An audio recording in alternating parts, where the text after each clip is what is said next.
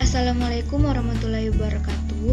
Selamat malam, salam sejahtera buat kita semua. Nah, di video kali ini saya akan membahas tentang technopreneurship. Tapi sebelum itu saya akan memperkenalkan diri. Nama saya Lupinta Sarungalo, NIM H07119125, jurusan Ilmu Komputer 2019, Fakultas Matematika dan Ilmu Pengetahuan Alam, Universitas Hasanuddin. Nah, sekarang kita akan masuk ke dalam pembahasan. Teknologi di dunia semakin berkembang. Kini segala aktivitas kehidupan manusia dikuasai oleh teknologi dan kemajuan zaman. Manusia memanfaatkan teknologi untuk memudahkan kehidupannya.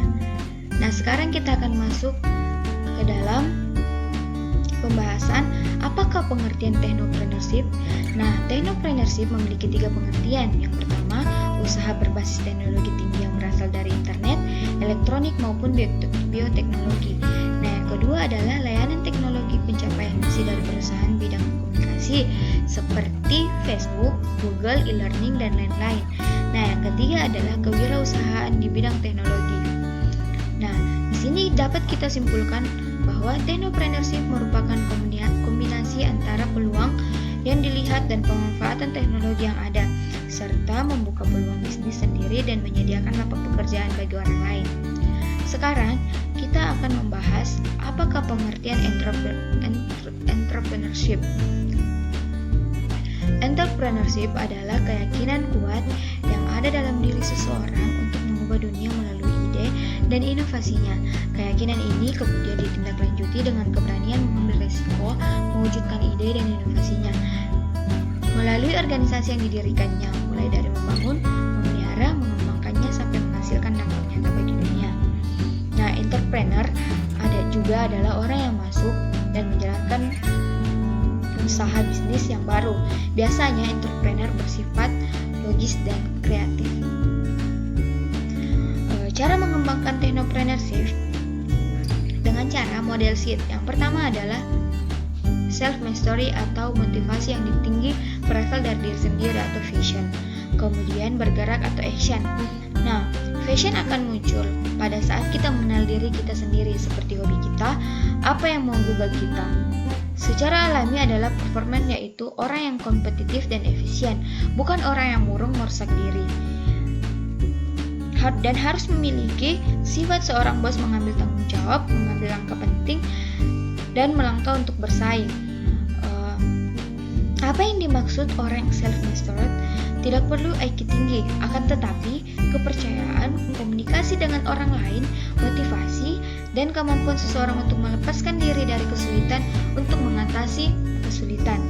Nah, yang kedua adalah environment mastery, memulai bisnis dengan mengetahui apa yang terjadi pada lingkungan dan peluang yang ada atau keluar dari zona nyaman. Nah, di sini kita harus mampu menciptakan ide bisnis, harus mampu mencari peluang-peluang yang ada dari lingkungan sekitar melalui keluarlah dari rumah, ketemu orang baru, cari tempat baru. Nah, di situ kita akan ketemu dengan hal yang tidak pernah terfikirkan. Nah, yang ketiga adalah enterprise mastery, atau usaha atau organisasi yang menjalankan usaha dan menguasai manajemennya. Ciri-cirinya mengerti dan mengintegrasi fungsi manajemen, mengerti dan mengintegrasi proses manajemen, memimpin dan menginspirasi daripada menginspirasi orang lain untuk menciptakan inovasi.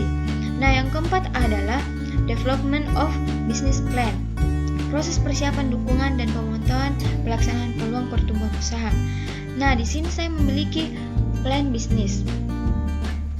Nah, plan bisnis saya adalah berbisnis baju online. Nah, sekarang saya akan membahas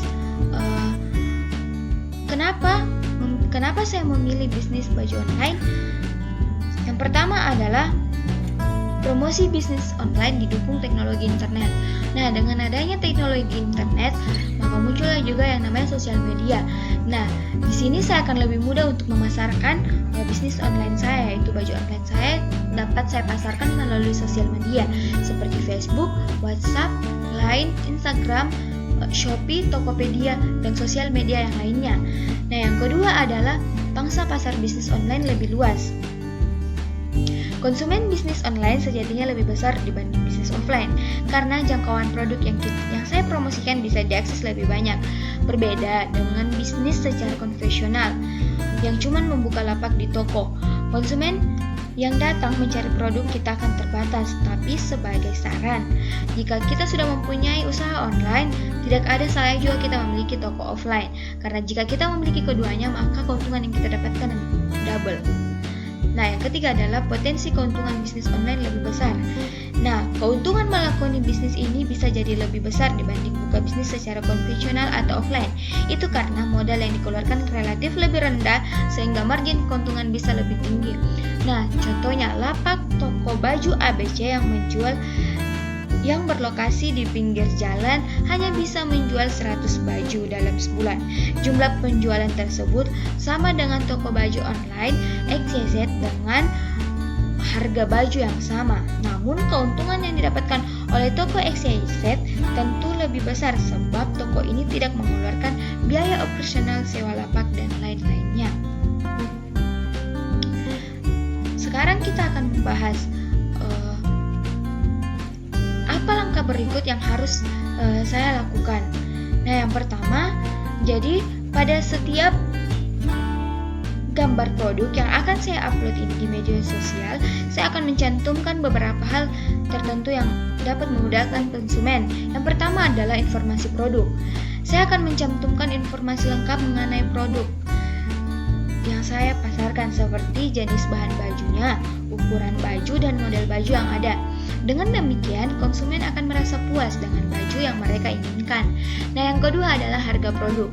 Saya akan mencantumkan harga pada setiap gambar agar konsumen bisa menyesuaikan budget mereka masing-masing.